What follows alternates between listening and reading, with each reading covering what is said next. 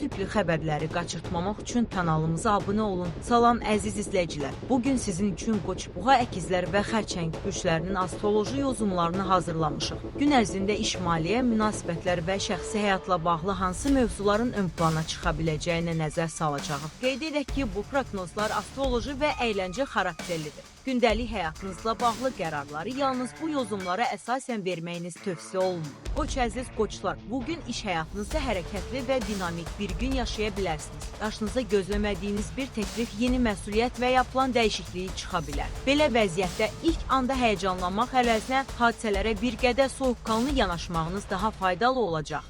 Xüsusilə işlə bağlı qərar verərkən bütün detalları diqqətlə nəzərdən keçirin. Tələsik verilən qərar sonradan əlavə məsuliyyət yarada bilər. Əgər qarşınızda seçim varsa, üstün və zəif tərəfləri müqayisə etmək üçün özünüzə vaxt ayırın. Şəxsi münasibətlərdə isə daha xoş bir atmosfer hiss oluna bilər. Sevdiyiniz insanla aranızda son günlər yaranmış kiçik anlaşılmazlıq varsa, səmimi söhbət vəziyyəti yumşalda bilər. Günün sonunda sizi sevindirəcək kiçik bir sürpriz və ya xoş xəbərdən mümkündür. Buğa bürcünün nümayəndələri üçün günün əsas mövzularından biri maliyyə məsələləri ola bilər. Büdcənizə daha diqqətlə yanaşmağınız və ehtiyac olmayan xərcləri azaltmağınız yaxşı seçimdir. Xüsusilə emosional vəziyyətdə alış-veriş etməkdən çəkinin. Bir məhsulu çox bəyənməyiniz onun mütləq alınmalı olduğu anlamına gəlmir. Əvvəlcə ehtiyacınızı, daha sonra büdcənizi düşünün. Günün ikinci yarısında isə şəxsi həyatınızda xoş bir xəbər gündəmə gələ bilər. Uzun müddətdir əlaqə saxlamadığınız köhnə bir dostunuzdan mesaj və ya zəng alma ehtimalınız var. Bu görüş və ya söhbət sizdə xoş xatirələr oyada əhvalınızı dəyişə bilər. Bugün buğalar üçün əsas mesaj sakitlik, planlı xərcləmə və keçmişdən gələn xoş xəbərlərə açıq olmaqdır. Əkizlər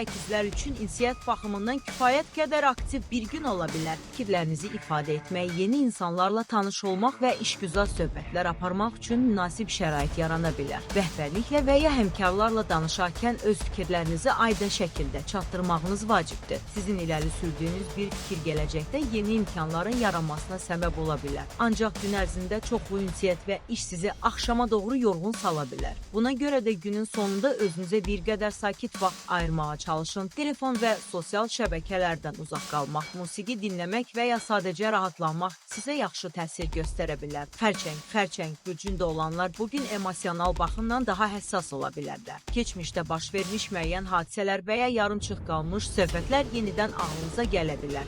Məqamlarda hər şeyi tək başına həll etməyə çalışma əvəzinə güvəndiyiniz insanlarla danışmaq rahatlıq gətirə bilər. Sizi anlayan bir insanın sadə sözü belə əhvalınıza müsbət təsir göstərə bilər.